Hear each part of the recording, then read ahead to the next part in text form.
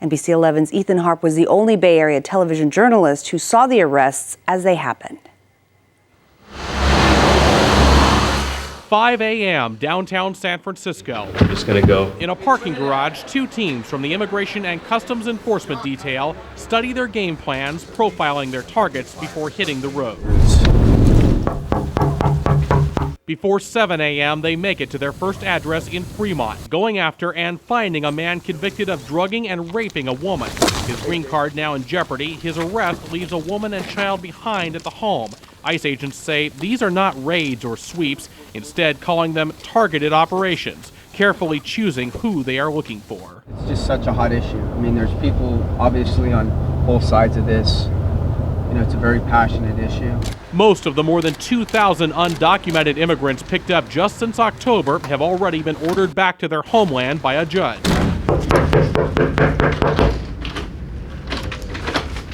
Hi, sir. Hey, how you doing, police? Okay.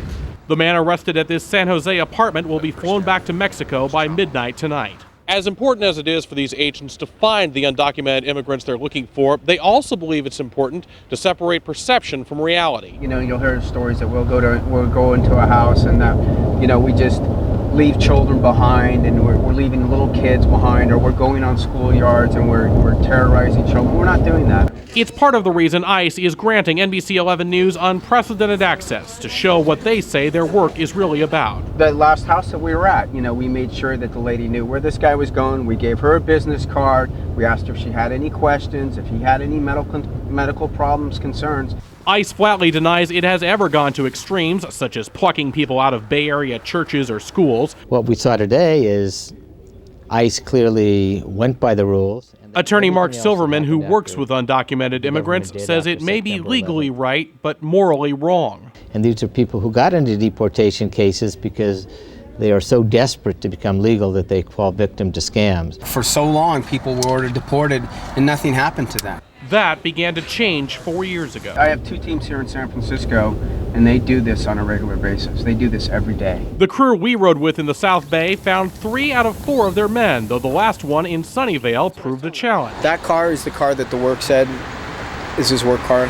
This red truck is the car he came out of this morning. In most cases, ICE agents are not allowed to kick in the door or search the house without permission. Do you know her well? Here, a relative says the man they want is at work in Santa Clara. He drives a forklift or something? But when agents head over there, the boss says it's his day off. You know what, dude? We should roll back there and put pressure on those people, because I guarantee you that guy's in one of those back rooms. As you might imagine, it's often a cat and mouse game for these agents. For example, we are back at this home in Sunnyvale for the second time today. The family later admits he's been here all along. He wants to call his lawyer. I said, you can call who you want, but I mean, we're not going to leave. When he finally comes out, no guns are drawn, and Uncle helps negotiate the peaceful surrender. He's taken to ICE's San Francisco office, booked, fingerprinted, and telling us he's worried for his kids. First year in college, you know, and my youngest is first year in junior high. Did you ever tell him there was a chance this might happen? My oldest, I told him that. Yet he does not blame ICE for enforcing the law. I think the court system has, you know, they need to change a little bit for the family, you know. No matter how you do it, you know, not everybody's going to be happy with the way you do it. I mean, we try to make the best of, you know, a situation that's probably not the best for the people that were just affected by it. And they will keep doing it every day across the Bay Area.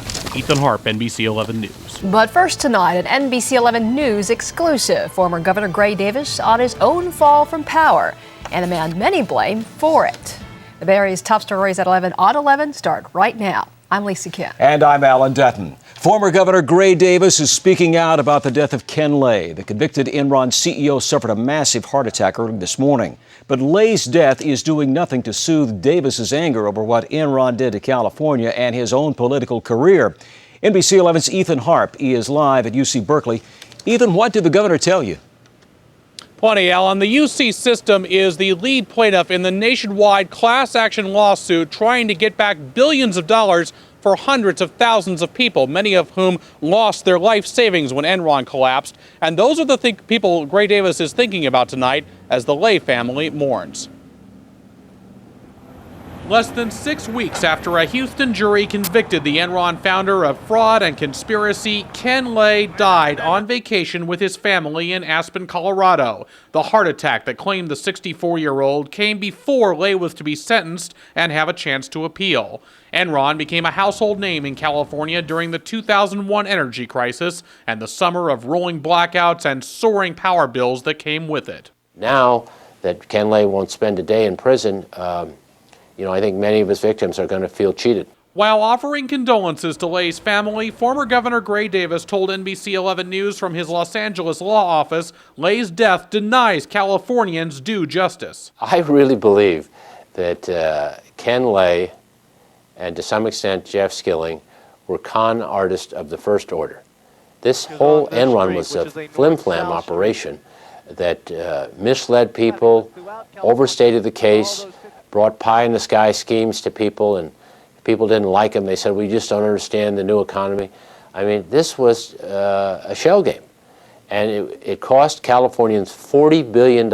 Davis puts the blame for the state's energy woes squarely with Enron. It may also have sparked the beginning of the end of Governor Davis. He was thrown out of office in the 2003 recall. Well, I believe if Ken Lay and Jeff Skilling never set foot in California, I might still be governor. But my fate pales in comparison to the many people I was trying to represent. The governor says what we went through 5 years ago could happen again because deregulation is still in effect in California. As for the lawsuit, it goes to trial in October. Live in Berkeley, Ethan Harp, NBC 11 News. A state fish and game warden who was shot during a raid on a pot farm is now telling his story for the very first time. His ordeal is part of a growing concern over hidden drug dens. Ethan Harp tonight with a story you'll only see on NBC 11. An extraordinary rescue watched by television viewers all over the Bay Area. A state fish and game warden shot in both legs during a raid on a marijuana grow hidden deep in the woods. Rugged, remote territory, yet just a few miles as the crow flies from Los Gatos. Dangling in that stretcher below the helicopter, 26-year-old Kyle Kroll, just 3 years on the job. Did you ever worry this was it? Yeah, a couple times I knew that where it was hit. Now, back at work but still feeling the effects with every step he takes, Kroll is sharing with NBC 11 News what he went through on that August morning. While he had the strength to wave as he was being brought to safety and help, things were much different in the moments just after he was wounded. It is deadly serious business, a battle between those who run marijuana farms and those fighting to stop them. If these wardens look more like soldiers, that's not by accident. For them, a simple trek through the hills comes with the risk of walking straight into jungle-like combat. Besides the obvious danger faced by people like Kyle Kroll, there are the not-so-obvious threats that worry fish and game wardens as well. And that's why everything was dead in this channel for the better part of 5 or 6 miles. Kroll and his veteran partner John Norse showed us up close the environmental damage left behind months and years later. Here in the hills above Gilroy, this tributary of Coyote Creek was contaminated. Even now, pieces of tubing can be found in the water. All of this was full of pollutants, such as pesticide fertilizer mixed directly in the creek itself in large pools and then being pumped into the grow. 2 years after this farm was discovered, trees still show their scars. Plants anywhere between 4 and 8 feet tall. Down the way, yet another farm is still littered with hose line, binoculars, a flashlight, and a scope for a rifle.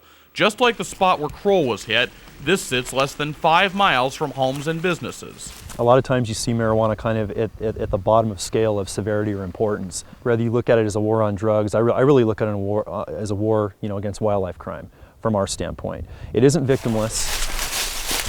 Few know that better than Kyle Kroll. He was part of a team moving in on a pot farm at the foot of the Santa Cruz Mountains near the eastern slopes of Mount Amanum. Hiking through the brush and into the wilderness like this, and full camouflage, and with our tactical rifles and all our gear. And we moved into the grow, and that's when the shooting began soon after that. The shot pierced both his legs with devastating results. Pretty massive, I'd say. You could probably set a grapefruit easily in the hole on this, in the inner thigh here. Kroll's rescue came only after 3 excruciating hours of waiting. While his fellow officers had returned fire, killing one gunman right away, another gunman was still on the loose. The area was too dangerous for an airlift. What was the hardest part of those 3 hours? I'm trying to fight off the shock, most definitely, because it took just gritting your teeth together, using every bit of energy to try and fight off the shock. It's like nothing else I can ever explain. You can't put it into words how hard it is to try and fight the shock off. You know, at about the 2.5 hour mark, we were starting to get worried because Kyle was changing. You know, he was getting tired. It was hard to fight up that long. John Norris was right next to him. Losing a new young warden, you know, as motivated and fired up and good-hearted as Kyle is just something I never want to have to face. Kyle Kroll's recovery had taken months. He didn't return to work until January, work that is only expanding as more and more pot farms sprout up in the hills of Santa Clara County. He says he never thought twice about suiting up and roaming these hills again. Just want to get back out there and just get as close to normal as I was before is my ultimate goal. Trying to bring down the farms before they ever get off the ground. Ethan Harp, NBC 11 News. One of the world's largest religions is gaining followers from a very unlikely community. A growing number of Hispanics are changing their religion and following the teachings of Islam. Tonight, NBC 11's Ethan Harp takes a closer look at why faith doesn't always equal tradition.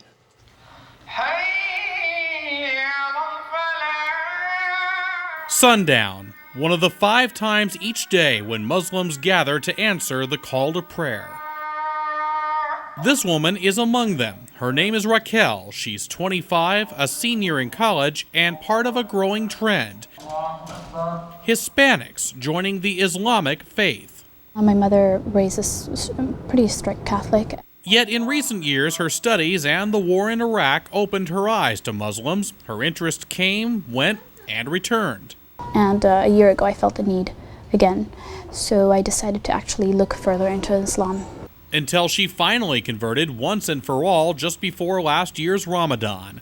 Doing so puts her in a growing group. Rough estimates from the Council on American Islamic Relations put the number of Hispanic Muslims at just 20,000 5 years ago. Today, that number is 75 to 100,000.